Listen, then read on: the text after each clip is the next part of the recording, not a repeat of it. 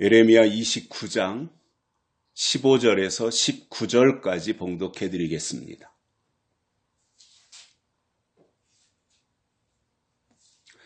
너희가 말하기를 여호와께서 바벨론에서 우리를 위하여 선지자들을 일으키셨다 하므로 여호와께서 다윗의 위에 앉은 왕과 이 성에 거하는 모든 백성 곧 너희와 함께 포로되어 가지 아니한 너희 형제에게 대하여 이같이 말씀하시느니라.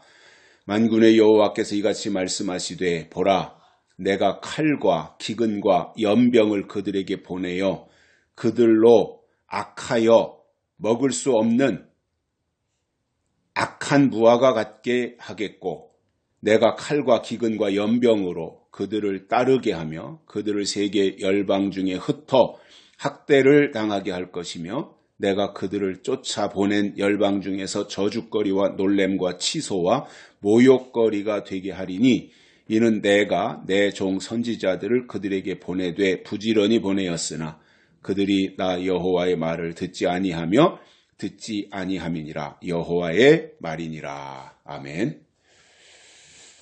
안녕하십니까. 한 주간 동안도 건강하시고 평안하게 지내셨겠지요.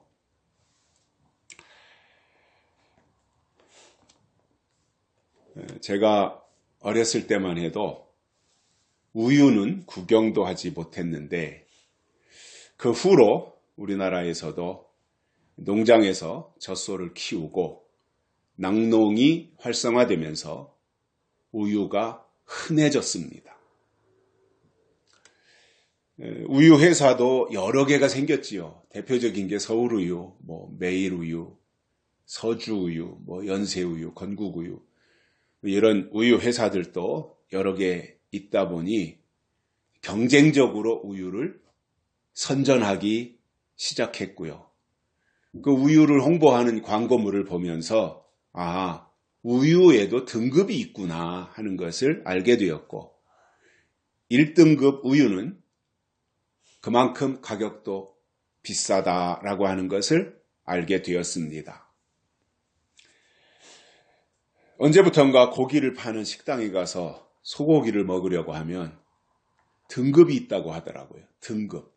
그래서 1+냐 2+냐 이것에 따라서 가격과 맛의 차이가 있었습니다.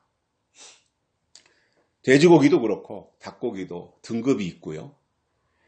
계란이나 그리고 우리가 매일 밥을 해서 먹는 쌀에도 등급이 있으며 등급에 따라서 가격에도 많은 차이가 있습니다.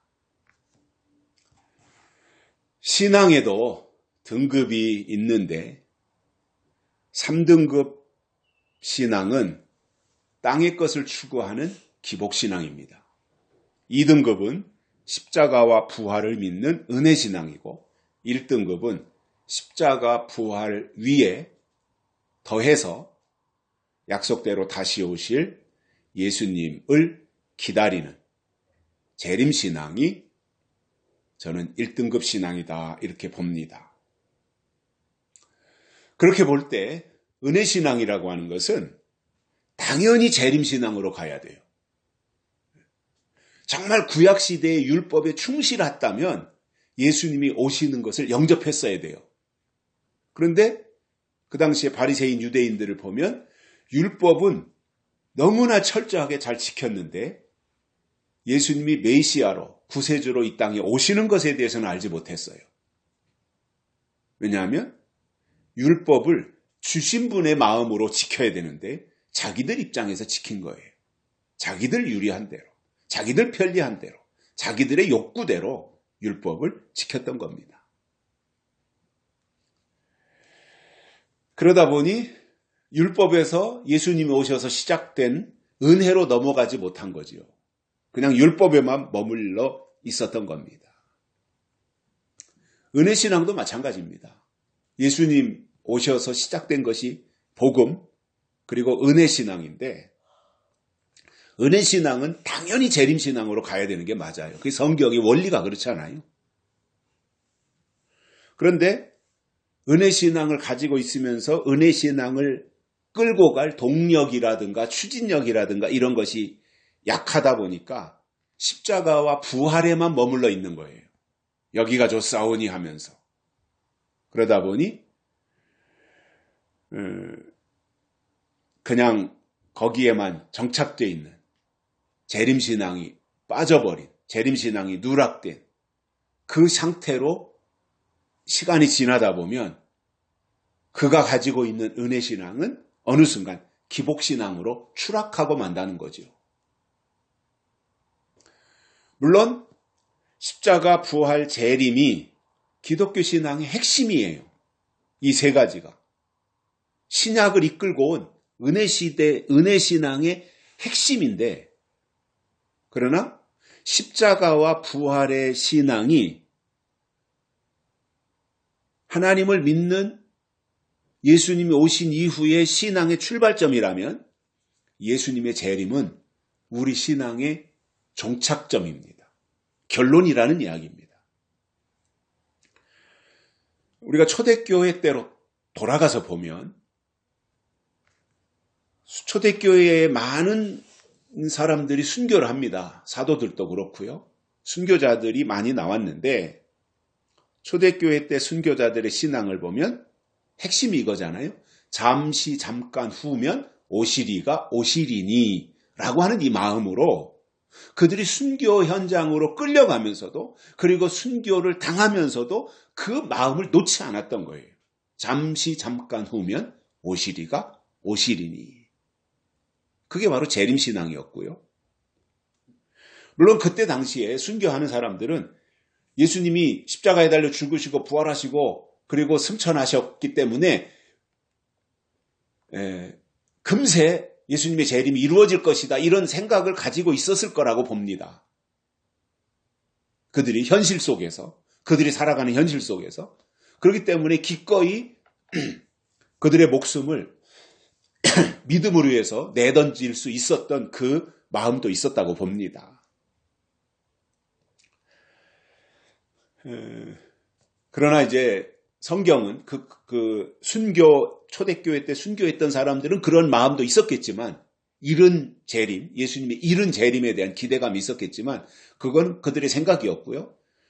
성경은 그 이후에 사도 요한을 통해서 반모성매에서 기록된 내용을 보면 하나님이 작정한 시간이 있고 그 시간이 채워져야 예수님의 재림이 이루어지는 것으로 우리가 이해하게 되는데, 이렇게 초대교회가 재림신앙에 아주 이렇게 몰두하고 있다 보니까 그때 당시에 초대교회 신앙이 굉장히 활기찰 수 있었다라는 거예요. 왜냐?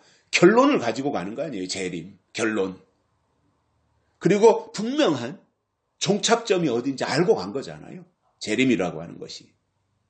그러다 보니 어떤 경우도 비록 순교하면서까지도 그들은 예수님의 재림을 갈망하고 사모할 수밖에 없었던 것을 우리가 성경을 통해서 발견을 할 수 있습니다.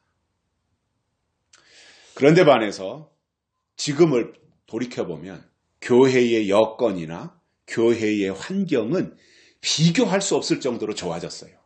지금은. 그런데 상대적으로 재림신앙은 너무 약해졌어요.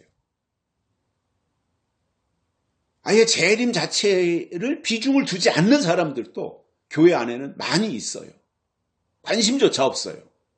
그러다 보니까 신앙이 힘이 없고 나약해진 겁니다.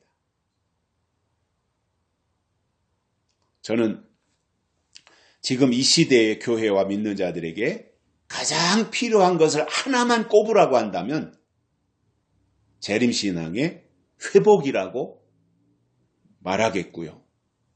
그러기 위해서는 반드시 요한계시록의 내용 속으로 깊이 들어가야 된다고 봅니다. 아니, 지금 이 시점에서 예수님의 재림을 교회가 당연히 말해야 되는데 띄엄띄엄 말하고 아주 말 안 하는 교회들도 있고, 그러다 보니까 힘이 없는 거잖아요. 뭔가 우리가 결론을 가지고 이게 결론이다. 예수님이 다시 오신다. 이제 예수님이 다시 오실 때가 우리 앞에 임박해지고 있다. 그날과 그 날짜는 우리가 알지 못하지만 그러나 모든 상황으로 볼 때, 징조로 볼 때 예수님의 재림은 가까이 오고 있다. 이러한 마음을 가지고 가야 우리의 자세가 흐트러지지 않고 하나님 중심으로 갈 수 있는데, 현실만 바라보고 현세에 충실하면서 예수님의 재림에 대해서 관심을 가지지 않다 보니까 그냥 나약한, 힘이 없는 그러한 신앙생활을 할 수밖에 없다는 거예요. 저희가 앞에서 3번에 걸쳐서 주신 말씀은 바벨론의 포로로 잡혀간 유다 백성들에게 하시는 말씀이었습니다. 3번 동안 1, 2, 3으로 우리가 말씀드렸잖아요. 그것은 바벨론에 지금 포로로 잡혀간 유다 백성들에게 하신 말씀이었어요. 그런데 오늘 말씀은 뭐냐면 바벨론의 포로로 잡혀가지 않고 유다에 남아있는 사람들에게 하신 말씀이에요. 이걸 우리가 잘 들어볼 필요가 있어요. 앞에서 주신 3번의 말씀과 오늘 주시는 이 내용이 어떤 차이가 있는가. 저도 그냥 띄엄띄엄 여기서 조금 마태복음에서 한번 하고 또 예레미야에서 한번 하고 또 저 사도행전에 가서 하고 또 구약에 이사야에서가 한번 하고 이렇게 하면 이런 내용들을 저는 모르고 그냥 지나갔을 거예요. 성경에는 있는데. 그러나 제가 이렇게 쭉 예레미야서를 지금 이어서 하다 보니까 하나님이 포로로 바벨론에 잡혀간 사람들에게 하신 말씀이 있고 유다에 남아있는 자들에게 하시는 말씀이 있구나. 그런데 내용이 전혀 다르구나 하는 것을 알게 되잖아요.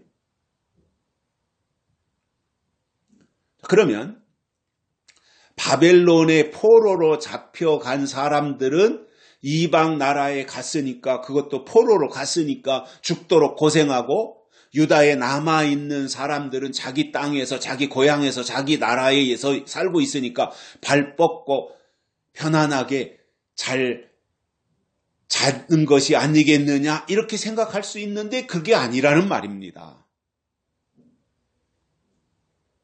인간적으로 보면 바벨론의 포로로 잡혀간 사람들이 왕족이고 귀족이고 기술자들이고 이러한 사람들이 조국을 떠나서 이방으로 사로잡혀 갔으니까 그 자체가 하나님의 보응이라고 생각할 수 있어요.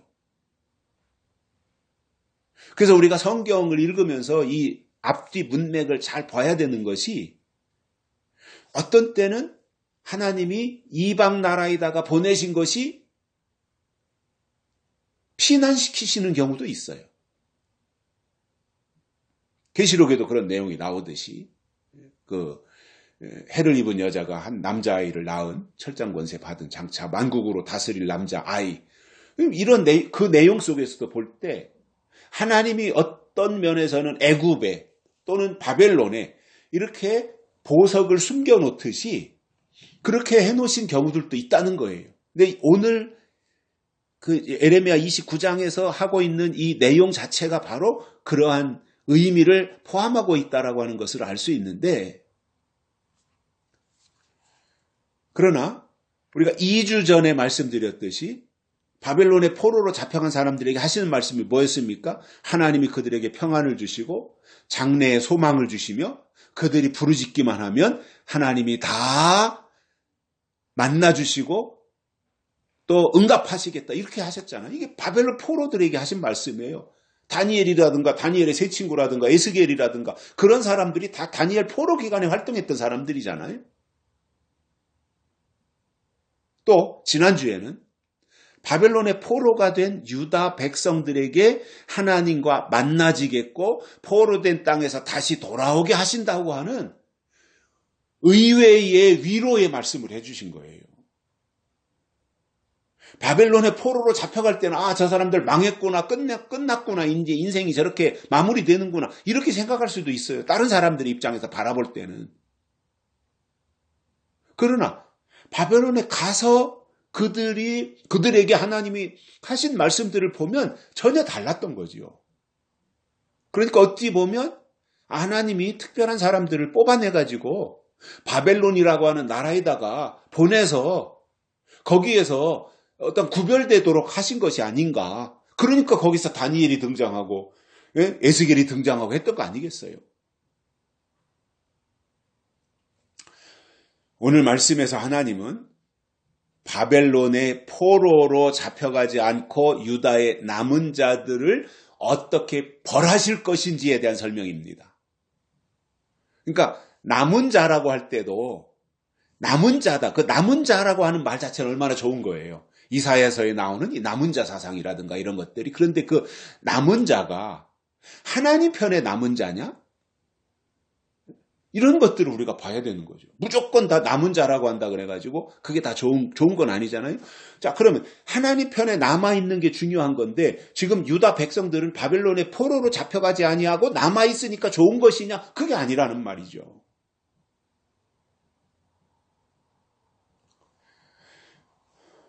그래서 우리가 이 오늘 말씀을 통해서 중요하게 봐야 할 것은 하나님의 뜻과 계획이 무엇이냐 이것을 알고 행동해야 된다는 거예요.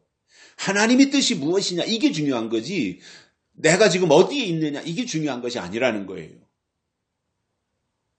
오늘은 하나님이 유다의 남은 자들에게 하신 말씀이 무엇인지 세 가지를 깨닫고 은혜를 받겠습니다. 첫째, 먹을 수 없는 무화과 같게 하시겠다 이렇게 말씀하셨습니다.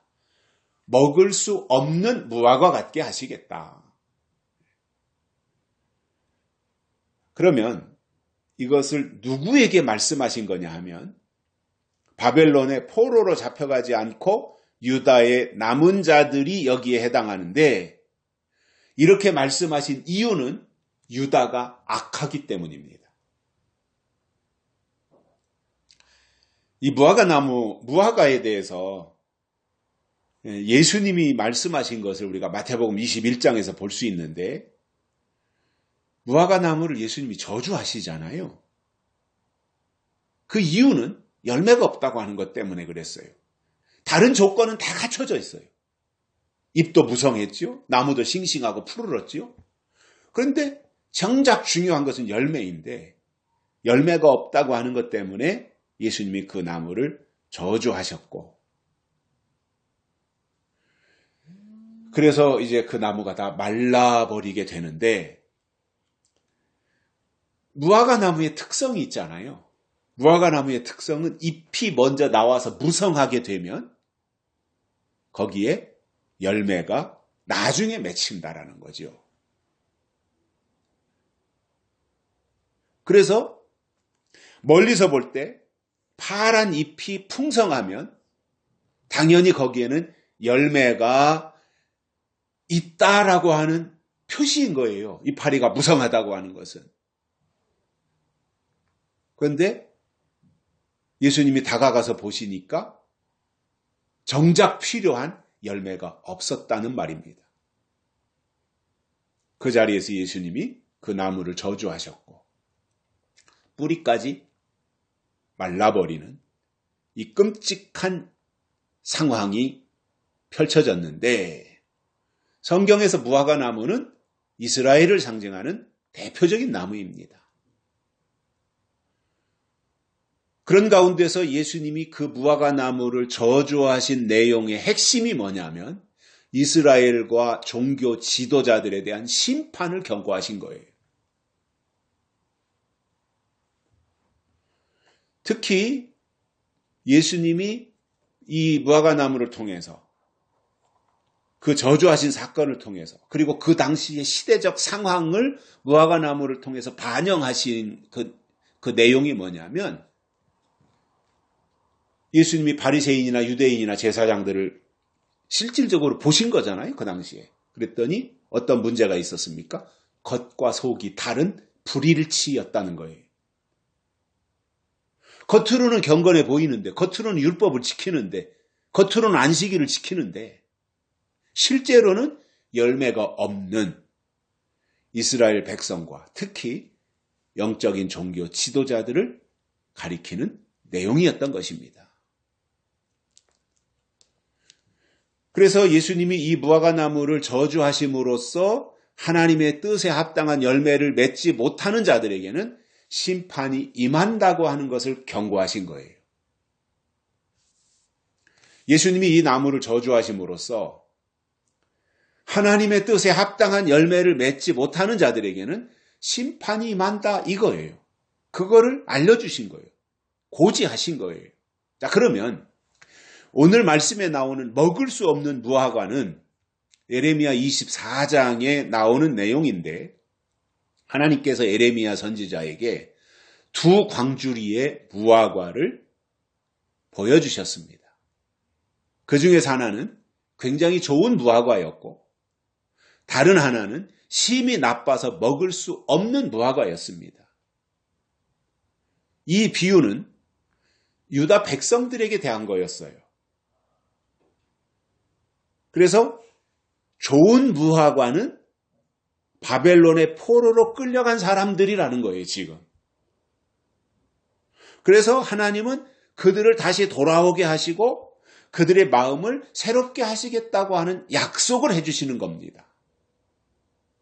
반대로 나쁜 무화과는 유다 왕 시드기야와 예루살렘에 남아있던 백성들을 가리키고 있는 겁니다. 서글픈 내용이잖아요, 지금. 유다 땅에 남아있다면 그들이 오히려 잘 돼야 되고 그들이 더 번창해야 되고 그들이 더 모든 것이 아름다운 모습으로 나타나고 그렇게 비춰져야 되는데 전혀 그렇지 않은 거잖아요, 지금. 왜냐하면 그들은 하나님의 뜻에 순종하지 않았고 결국은 심판을 받게 된다라고 하는 말씀을 해주고 계신 겁니다. 그래서 여기서 먹을 수 없는 무화과라고 하는 것은 심판의 대상이에요. 즉 패역하고 회개하지 않는 자들을 상징하는 것이고 하나님은 그들을 쓸모없고 해로운 상태로 두셔서 심판하시겠다고 하는 말씀을 해 주신 겁니다. 여기서 우리가 알 수 있는 것은 바벨론의 포로로 끌려간 사람들이 하나님의 섭리 가운데 있는 것이고 그들이 바벨론에서 하나님의 뜻을 더 깨닫게 되었다라는 말입니다. 물론 이것은 계시록에 나오는 바벨론에게 영이 사로잡히는 이 거짓 선지자와 적그리스도의 출몰의 계기가 되는 그 상황과는 다르다라고 하는 것을 아셔야 됩니다. 이름은 똑같은 바벨론이지만. 다만 예레미야 때 유다 백성 중에서 바벨론의 포로가 된 사람들은 그 속에서 포로 가운데 있으면서 하나님의 뜻을 깨달았던 겁니다. 그리고 70년이 지난 이후에 고국으로 돌아왔을 때 무너진 성전을 보면서 재건해야 되겠다고 하는 이 마음을 가졌어요. 스룹바벨을 통해서, 학개를 통해서. 그 마음을 얻게 되는 거죠. 그러면 바벨론의 포로로 잡혀간 사람들은 바벨론에 가 있었고 유다 땅에서 살지 않았잖아요. 그러면 바벨론 땅에 살았던 사람들은 유다 땅이 없었지 않습니까? 그러면 유다에 남아있던 사람들이 70년 동안 뭐 한 겁니까? 도대체가. 그 무너진 성전을 재건할 생각을 꿈에나 했습니까? 그 무너진 성전을 재건해야 되겠다고 누가 와서 돌멩이라도 하나씩 쌓아놓고 신용이라도 했습니까? 전혀 아니잖아요. 성전에는 관심이 없었지 않습니까? 무너졌든 말았든 그냥 그렇게 되는 대로 살았던 사람들이에요. 그런데 바벨론의 포로로 잡혀갔다가 70년에 돌아와가지고 가장 먼저 한 일이 뭐예요? 무너진 성전을 재건하는 일이었지 않습니까?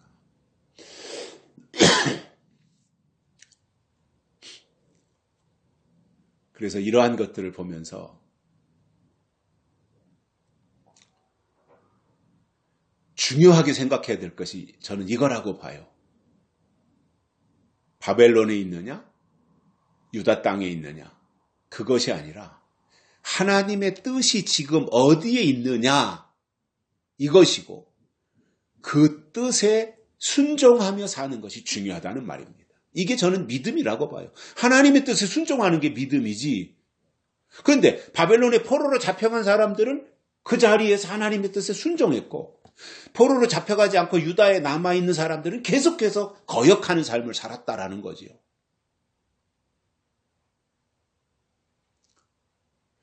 먹을 수 없는 무화과는 유다 땅에 남아있는 백성들이었고, 그들은 하나님의 뜻에서 벗어난 것에 대해서 회개나 하나님의 말씀에 대한 순종을 하지 않았던 것입니다. 그래서 예레미야 선지자는 그들이 더 큰 심판의 대상이 된다라고 경고를 날리신 겁니다. 두 번째로는 칼과 기근과 연병으로 그들을 따르게 하겠다, 이렇게 말씀하셨습니다. 칼과 기근과 연병. 이게 얼마나 참 어려운 일이에요. 우리가 이 세상을 살아갈 때 평안과 기쁨이 늘 내 뒤를 쫄랑쫄랑 따라다닌다면 걱정이 없고 얼마나 좋겠어요. 나는 내 주변에, 그리고 내가 가는 발걸음의 뒤에는 항상 평안과 기쁨이 있다. 이게 얼마나 신바람 나는 일이겠습니까? 우리가 살면서. 그런데 반대로 내가 살아가는 주변에는 온통 칼과 기근과 전염병이 쫓아다닌다면 하루하루 사는 게 얼마나 불안하고 초조하고 찜찜하겠어요. 그리고 걱정이 얼마나 많겠습니까? 오늘은 어떻게 잘 넘겼는데 내일 또 어떻게 될 것인가? 이런 거에 대한 걱정이 하늘을 찌르지 않겠어요? 그리고 칼과 기근과 연병, 전염병, 이것을 말씀하셨는데, 칼은 어떻게 해서 피할 수 있다고 쳐봐요. 칼은 어떻게 용케 피했어요. 그런데 그것으로 끝이 아니라 칼을 피하고 보니까 기근이 따라와요. 그러니 감당이 안 되잖아요. 우리가 TV를 통해서 아프리카의 기근에 대한 것들을 가끔씩 보지 않습니까? 그러니 강물이 다 말라서 강바닥이 드러나고 몇 년째 비가 안 오니까, 그래서 다 사막화가 되고 먹을 것이 없고, 아이들은 어떻게 구덩이를 파가지고 거기에 물이 고이면 그걸 먹는데, 먹을 수 없는 아주 그 흙탕물에다가 썩은 물인데 그거라도 먹지 않으면 당장 갈증이 나서 살 수 없는 상황에서 그렇게 하루하루 견디는 그들의 모습을 우리가 TV를 통해서 보면서 참 안타까운 마음을 가지게 되잖아요. 야, 저렇게 사는 사람들도 있구나. 우리가 살고 있는 환경은 참 좋은 환경 속에서 누릴 거 다 누리면서 살고 있구나, 감사하구나, 이런 생각하게 되지 않습니까? 자, 그래서 기근이 참 심각한 건데, 그 기근이라고 하는 것도 어떻게 운이 좋아서 살아남았는데, 이번에는 전염병이 오니까 살아남을 수가 없는 거지요.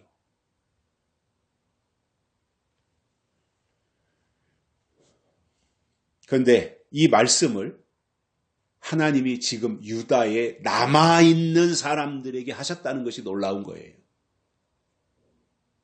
그만큼 유다에 대한 하나님의 실망과 분노가 크다고 하는 것을 알 수 있는 겁니다. 요한계시록 9장에 보면 앞부분에 황충이가 나오잖아요. 무저갱이 연기 가운데서 올라오는데, 황충이가 나오면 전갈의 권세와 같은 권세를 받아가지고 등장을 합니다. 그런데 하나님이 그 황충이에게 하신 말씀이 중요한 거예요. 우리에게는. 황충이는 때가 돼서 등장을 하는데, 그 황충이에게 하나님이 뭐라고 말씀하셨느냐 하면은, 땅에 풀이나 푸른 것이나 각종 수목은 해하지 말고 이마에 하나님의 인 맞지 아니한 자들만 해하라 하시더라, 이렇게 말씀하셨어요. 그러니까 황충이에게 부여된 권세가 뭐예요? 이마에 인 맞지 않은 사람들만 해하라, 이렇게 하셨으니까 인 맞는 신앙, 푸르른 신앙, 각종 수목에 해당하는 살아있는 신앙은 이 황충이에게 해당되지 않는다는 말씀이지 않습니까, 지금? 그렇다면 하나님이 인을 치실 때 그 하나님의 인치심 안에 머무르는 사람들은 황충이의 영향력 밖에 있다는 이야기예요. 그럼 황충이가 다섯째 나팔이잖아요. 다섯째 나팔은 첫째 화이잖아요. 그러니까 그것과는 상관이 없다라고 하는 이야기가 되는 거예요. 그래서 황충이에게는 하나님이 딱 제한을 걸어두신 거예요. 이마에 하나님의 인을 맞지 아니한 자들만 해하라, 이렇게 황충이에게 제한을 걸어두신 거죠.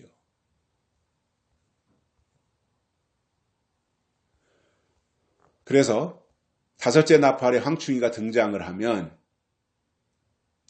인 맞지 아니한 사람들만 장악하고 그들 속에서 전갈의 권세를 휘두르면서 행세하는데, 이때 황충이가 활동하는 무대는 교회입니다.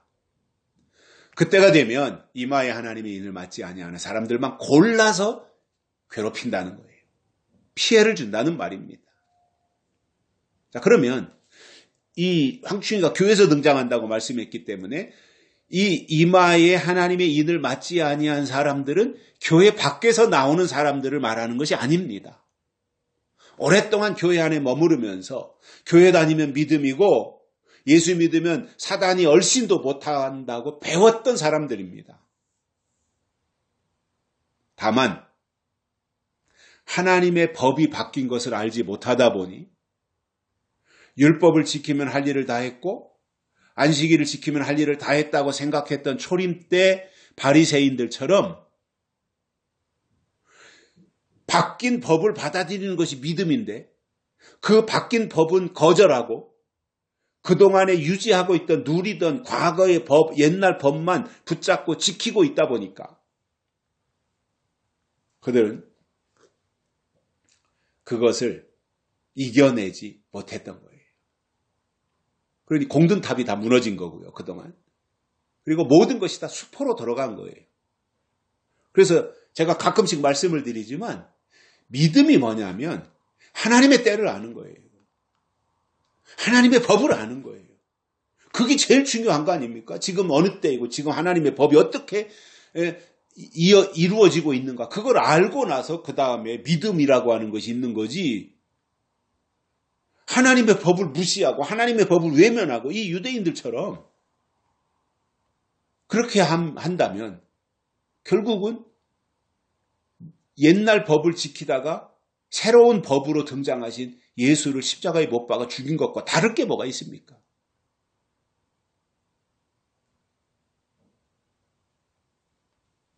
결국은 때와 법이 바뀌었는데 황충이를 분별하지 못하는 교회는 황충이가 다 장악해서 적그리스도에게로 끌고 간다 말입니다. 그러한 교회가 돼서야 되겠냐 말이에요. 하나님을 말하는 교회가, 예수님을 말하는 교회가 황충이를 분별하지 못해서 적그리스도 섬기는 그 방향으로 가서는 되겠냐 말입니다. 안 되잖아요.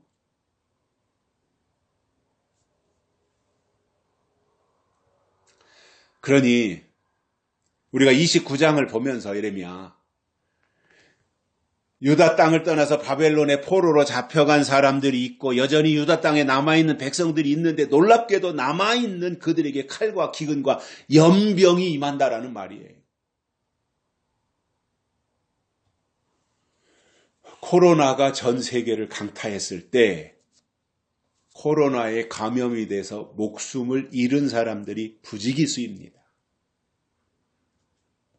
제가 잘 아는 사람도 수백억 재산가인데 코로나에 속수무책으로 목숨을 잃었고요.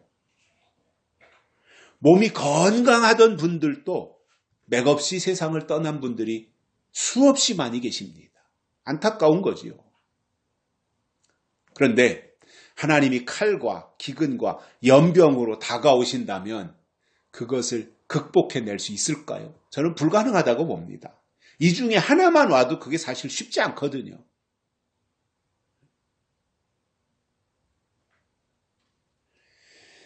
그래서 이 세 가지, 칼과 기근과 연병이라고 하는 것은 물론 육적으로도 다가올 수 있지만 영적인 의미를 포함하고 있기 때문에 성경을 통해서 준비하지 않으면 절대로 이것을 이길 수가 없습니다.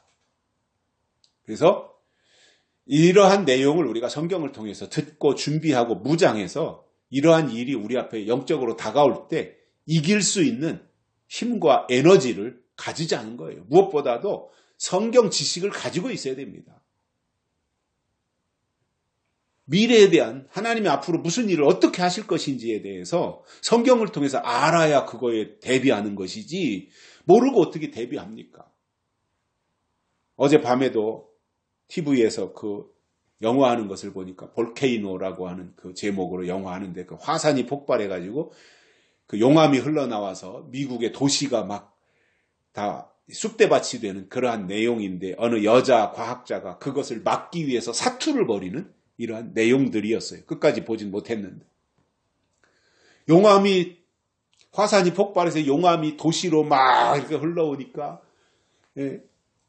그 터널로 들어가니까 터널 안에 달리던 지하철이 거기서 다 녹아내려가지고, 그리고 용암이 내려오는 것을 막기 위해서 자동차를 넘어뜨려가지고 그 길을 막고 해봐야 뭐 쇠붙이가 다 용암 앞에서 녹아버리고, 이렇게 해서 엄청난 피해를 당하는 그러한 내용이에요. 그런데 분명히 그 화산이 폭발하기 전에 경고가 있지 않겠어요? 전조 증상이 있지 않습니까? 그러면 그런 것들이 올 때 뭔가를 대비하고 준비하고 대피하고 이러한 일들이 있다면 피해를 줄일 수 있는데 경고음이 나오는데도 불구하고 무시하고 외면하고 그것을 받아들이지 않는다면 그 피해를 고스란히 떠안을 수밖에 없는 거지요. 그래서 성경은 우리에게 경고해 주는 겁니다. 그래서 그 성경의 경고를 개개인이 다 알 수 없으니 설교자라고 하는 전공자에게, 성경을 보고 설교를 하는 그것을 공부한 전공자에게 그것을 맡겨서 깨닫고 주일날 강단에서 선포하면 많은 사람들이 그의 설교를 듣고 영적으로 준비하게 하는 거잖아요. 경고음을 알려줘야 되잖아요. 지진이 폭발한다. 화산이 온다. 용암이 흘러내린다. 태풍이 온다. 경고를 알려줘야 되잖아요. 적절하게 그때의 시기에 맞는. 근데 그냥 그런 경고음은 다 잃어버리고 날마다 하는 얘기가 평안하다 안전하다만 한다면 무엇을 대비할 수 있겠습니까? 그래서 우리가 환난을 말하잖아요. 예수님이 재림하시기 전에 환난이 있다고 하는데 환난을 무서워할 필요는 없어요. 성경이 말씀하고 있는 대로 환난은 그렇게 오는 거니까, 교회 환난으로 오는 거니까 성경을 통해서 환난이 무엇인지 알면 이기고 환난이 뭔지 모르면 이기지 못하는 거예요.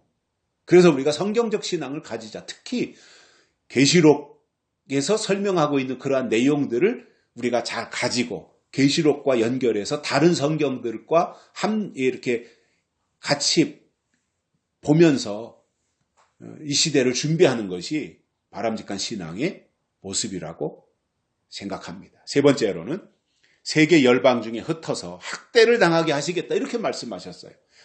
유다 백성들을 학대당하게 하시겠다는 거예요. 그런데 이 말씀도 지금 유다 땅에 남아있는 사람들에게 하시는 말씀이잖아요. 학대라고 하는 것은 결코 좋은 말이지 않지 않습니까? 학대당한다. 학대한다. 이것은 학대라고 하는 단어를 사전에서 찾아보니까 정신적으로나 육체적으로 괴롭히고 가혹하게 대하는 것을 일컫는 말 이렇게 정리해놨더라고요. 우리 국어사전에는. 정신적으로나 육체적으로 괴롭히고 가혹하게 대하는 것을 일컫는 말인데 우리가 흔히 쓸 때 아동을 학대한다, 노인을 학대한다, 장애인을 학대한다. 또 요즘에는 동물을 학대한다. 이렇게 많이 쓰지 않습니까? 좋은 단어가 아니잖아요. 그래서 바벨론의 포로로 잡혀간 사람들은 몸은 고달팠을지 모르지만 마음에는 하나님의 위로와 소망과 평안이 있었어요. 하지만 유다에 남은 사람들은 열방이 흩어져서 학대를 당한다고 했으니 남아있는 자들이 훨씬 더 힘들고 어려운 상황인 것입니다. 그러므로 지금 어디 있느냐 이거예요. 지금 어디 있느냐? 유다 땅에 있느냐? 바벨론 땅에 있느냐? 사람들은 이것을 중요하게 생각해요. 너 지금 어디 있어? 너 지금 어느 교회 다녀? 너 지금 하는 일이 뭐야? 너 지금 어디서 살아? 이걸 사람들은 중요하게 생각하잖아요. 유다 땅에 있냐? 바벨론 땅에 있냐? 이거 중요합니다. 물론 당연히. 그러나 이것보다 훨씬 더 중요한 것이 뭐냐면 지금 누구와 함께 있느냐 이거예요. 바빌론 땅에 포로로 잡혀간 유다 백성들에게는 하나님이 함께 하셨어요. 놀랍게도. 그러나 유다 땅에 남아있는 사람들은 열방으로 다 흩어버리시겠다 이렇게 설명하시는 거예요. 그리고 학대를 당하게 한다라는 말씀을 하신 겁니다. 그래서 아무리 바벨론에서 포로 생활을 한다고 하더라도 하나님이 눈동자처럼 함께 하신다면 겁날 것이 없지만 유다 땅에 있다고 하더라도 거기에 하나님이 계시지 않는다면 거기가 바로 지옥이라는 말입니다. 현대식으로 화려하게 잘 갖춰놓고 모든 것을 규모를 잘 갖춰놓고 국회의원에다 판사에다 교수에다 연예인에다 이러한 유명한 사람들이 다 모여있다고 하더라도 거기에 하나님이 계시지 않는다면 아무것도 아닌 겁니다. 그게. 그러나 비록 가난하고 초라하고 남루하기가 초가삼간 같다고 할지라도 거기에 하나님이 계시면 부러울 것이 없는 거예요. 일반적으로 보면 집 떠나면 고생이고 고향 떠나면 이 차별을 받는다 그러잖아요. 고향을 떠나면 타향살이를 하면 서러움이 많다 그러잖아요. 지금 바벨론의 포로로 잡혀간 사람들이 얼마나 처량하고 얼마나 불쌍하고 얼마나 차별을 받고 있겠습니까? 포로인데. 그러나 그게 문제가 아니라 유다 땅에 남아있는 사람들에게 닥칠 일은 훨씬 더 크고 해결이 쉽지 않은 상황으로 지금 가고 있는 거예요. 18절에 보시면 열방 중에서 저주거리가 되고 놀램과 치소와 모욕거리가 되게 하시겠다. 이렇게 하나님이 유다의 남은 백성들에게 단언하고 계신 겁니다. 자, 그러면 원래 이 유다 백성들을 한번 추적해보면, 살펴보면 셈족이잖아요. 유다 백성들은 셈족. 선민, 셈족. 그리고 그들의 조상을, 유다 백성들의 조상을 거슬러 올라가면 벨렉이고 그 위로는 에벨이며 셀라, 아르왁사, 셈, 노아로 이어지는 거예요. 거꾸로 거슬러 올라가다 보면 조상들이. 그러니 얼마나 탄탄한 혈통입니까? 셈족의. 벨렉의 후손인데, 아브라함의 후손인데, 이삭의 후손인데, 그 후손을 통해서 예수 그리스도가 오셨는데 얼마나 탄탄한 혈통이에요. 그리고 솔로몬 때 이르러서 예루살렘 성전을 짓기 시작했고 그 성전을 완성하지 못하고 솔로몬이 죽었을 때 그 솔로몬의 아들 르호보암이 아버지가 짓던 성전을 이어받아 가지고 마무리해서 완성합니다. 그 과정 속에서 이미 10지파는 여로보암을 따라서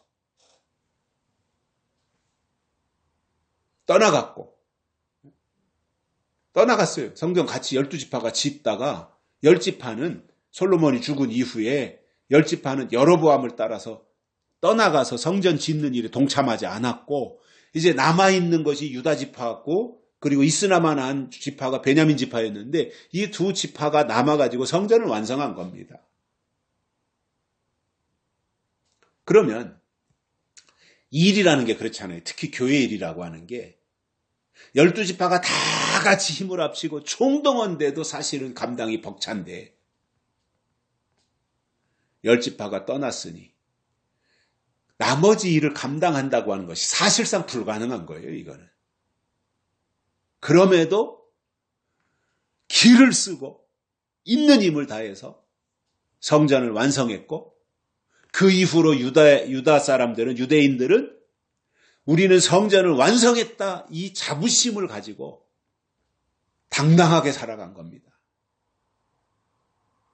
그런데 이런 남아있는 유다 백성들이 열방 중에서 저주와 모욕거리가 되고 치소를 당한다고 하는 것을 볼 때 이것은 있을 수 없는 일인데 현실적으로 그렇게 되고 있는 거예요. 이렇게 하나님이 지금 남아있는 유다 백성들을 무시하는 겁니다. 그렇게 될 수밖에 없도록 그들이 아무것도 하지 않았어요. 무너진 성전을 날마다 보면서도 돌멩이 하나 더 쌓아서 한 구탱이라도 다시 성전을 재건하고 법궤를 찾아가지고 뭔가 하나님을 위해서 해보겠다, 이런 마음 자체가 없었어요.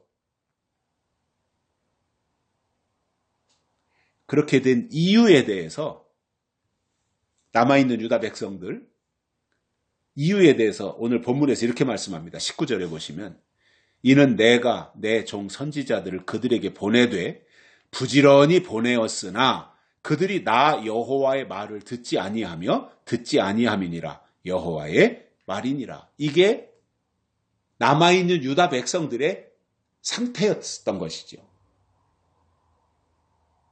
그러므로 유다 땅에 남아있는 유다 백성들의 상황 속에서 우리는 포로로 잡혀가지 않았으니까 잘 됐다, 이렇게 안심할 상황이 아니라 훨씬 더 힘든 상황이 지금 진행되고 있다는 겁니다. 우리도 그렇습니다.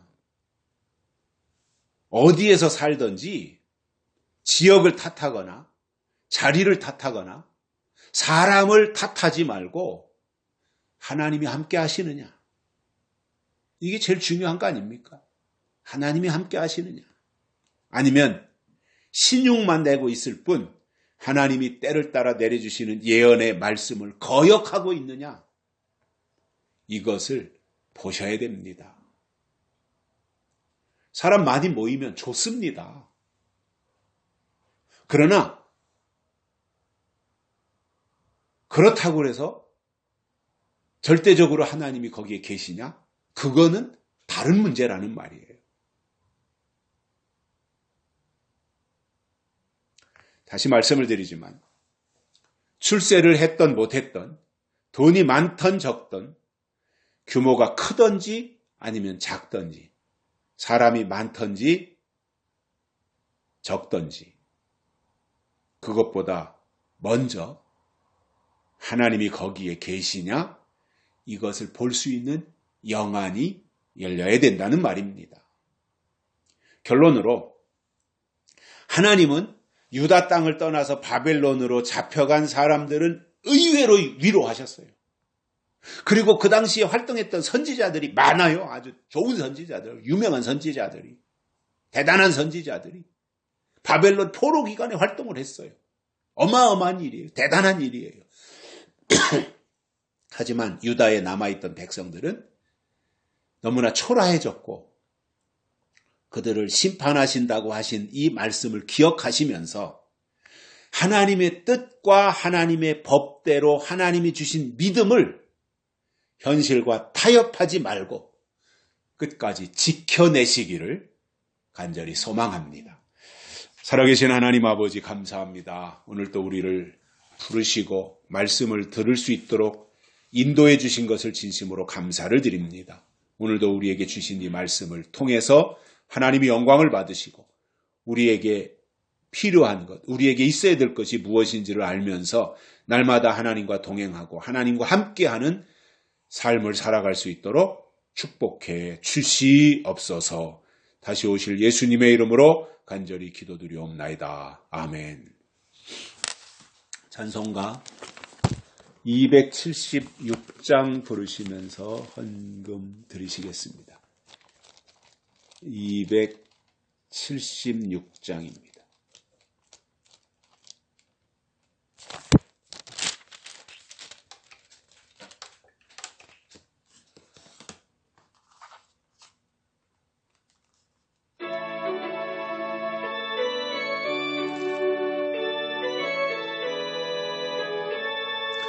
하나님의 진리 등대 길이 빛나니 우리들도 등대되어 주의 사랑 비추세. 우리 적은 불을 켜서 험한 바다 비추세. 물에 빠져 헤매느니 건져내어 살리